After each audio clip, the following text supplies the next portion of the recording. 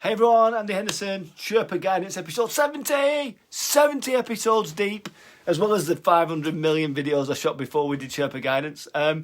Today I want to talk to you about the insider's guide to hiring a coach. I've written something which we're going to release in January for all those people like sitting on the fence a bit and thinking about where they're at and thinking about the new year.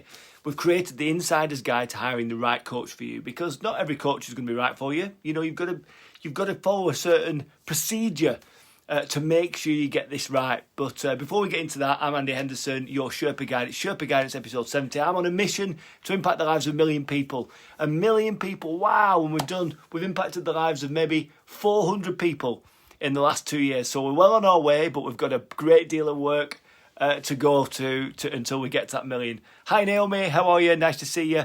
So this is Sherpa Guidance episode 70, and I want to share with you some of the stuff we've been thinking about. We want to make it easy for people to get help, because asking for help from someone in your business is not a sign of weakness, it's a sign of strength.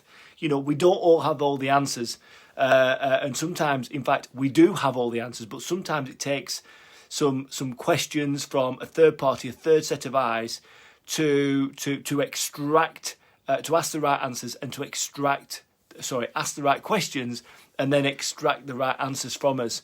And there's almost like a way of doing this, a way of making sure you're doing the right thing. You're going to end up working with the right people or right person that's going to really make a massive positive difference to your business, but your life as well. It's going to, working with a business coach is going to really help the way you think about things. It's going to help the way you feel about things, and ultimately, it's going to help your behaviour in your business to make sure you're doing the right stuff to move you forward and create that progress that you're so desperate to create. And right now, I get it. You might be on the hamster wheel. You might be, just stuck and frustrated. You might be thinking about, saying goodbye to 2020 and being happy about that. Maybe excited about 2021. But what's going to change? What are you going to do differently in 2021 that you've not done in 2020? And that's where a business coach can maybe help. He can examine where you're at now and look at all the things that are going on in your business and your life, and help you make sense of those things. Because if you sat there and thought about this, like a process, it's going to help give you a better result. It might you don't just want to think, I need a business coach, he'll do, grab him, or she'll do, let's grab her, let's get him in. I think you need to think about it more deeply than that, because the right coach can make a massive difference, the wrong coach can make a massive difference in the wrong way. So we've created a guide, and I'm going to share it with you. We've just done the draft now.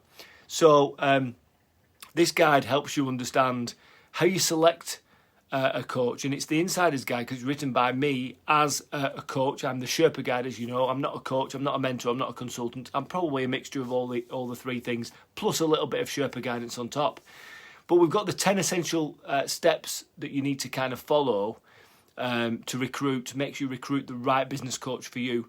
So the first one is all about understanding and planning your recruitment campaign. You need to find a bunch of coaches that have been recommended to you and bring them into your world, and you need to talk to them. You need to ask them questions. They need to understand you. You need to understand them, and you need to start fathoming out if you could work with this person. Is this person going to help me with my business? You need to be thinking about, what is it that I'm really asking them for help with? Is it what's going on in here? Is it actually what's going on in the business? Is it sales? Is it marketing? Is it business operations? Is it finance? Where is the biggest pain? Where's your biggest pain and problem? You need to think about all sorts of things. How we're going to measure the effectiveness of a coach. Because if you're going to spend money on a coach, how are you going to measure the effectiveness of that activity? What does success look like once you've done it? And I would sort of pull together almost like a brief job description. It's almost like an interview process.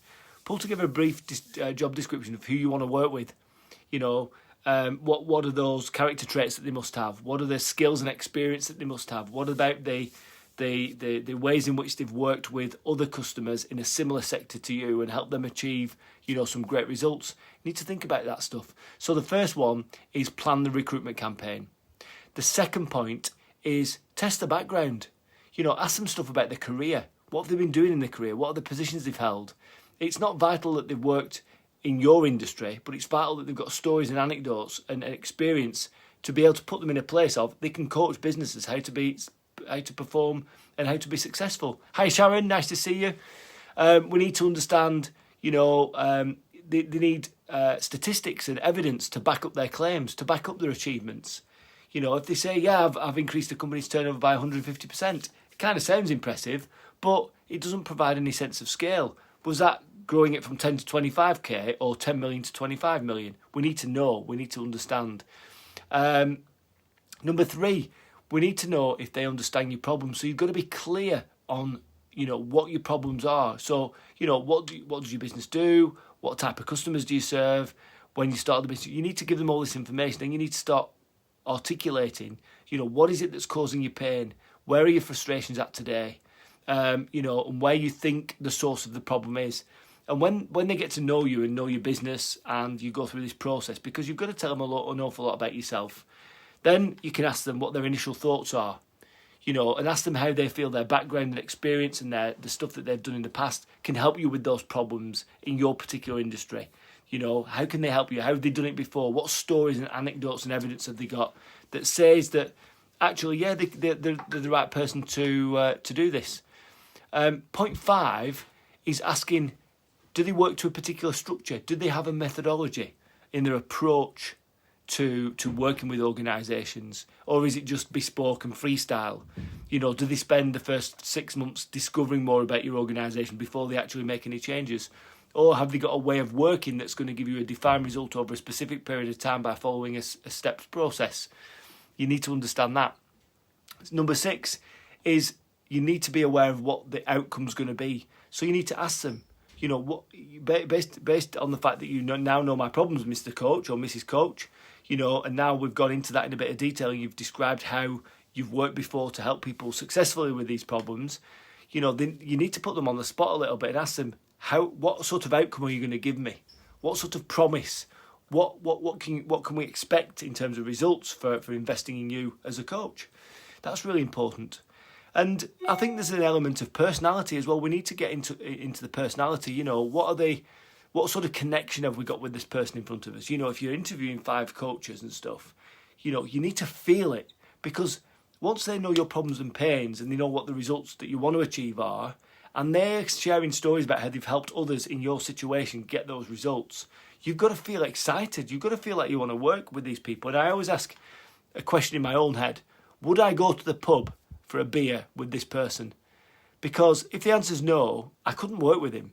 If the answer's yes, it means I'm attracted to the person. It means I want to work with them. I want to find out more. I find them interesting, charismatic even, and definitely someone I want to spend time with. So that's really, really important as well.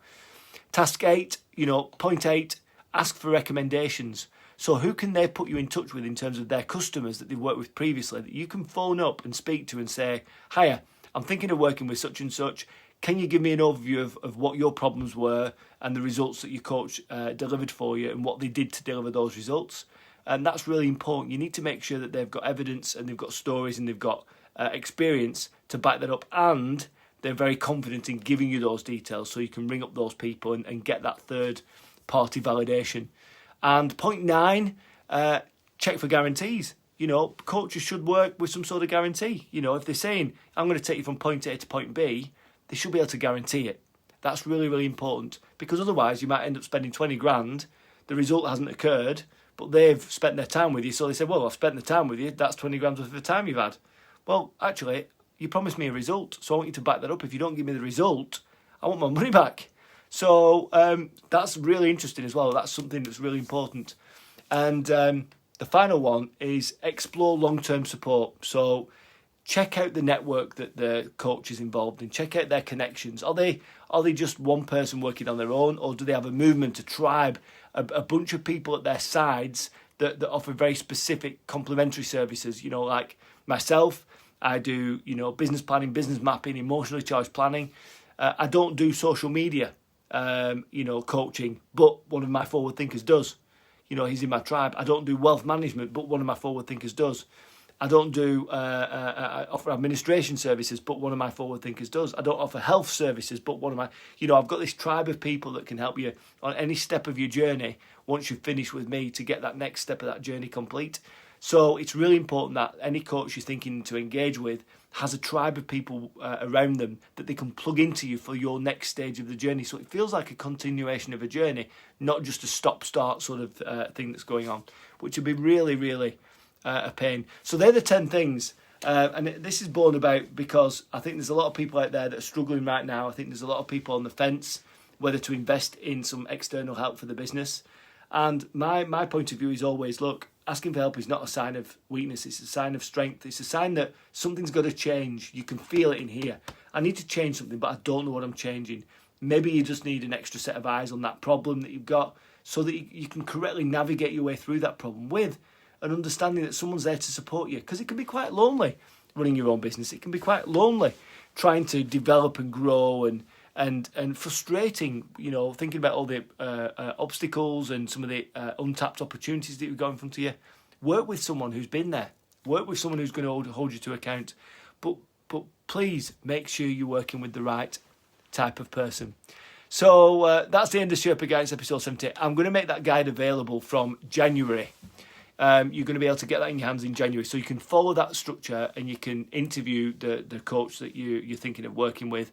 And you can get all this juice and make sure that you're actually asking the right questions and you're going to start working with the right person. Once that's available, I'll let you all know on the live. But now we're on wind down almost. You know, not much social content from me this week. Just a couple of lives. One more live on Wednesday and a couple of posts because I'm really looking forward to Christmas break now. I've worked really, really hard this year. You know, we've had such a tremendous year at Forward Thinking and such amazing support from all of you guys and all you people out there. So I really appreciate it a lot. So I really want to reiterate the message from Friday. I want you to take some time out, enjoy the time with your family and your friends at Christmas. You know, enjoy eating and drinking and having fun, but be safe and just enjoy the company because it's been so long since we've been able to get together.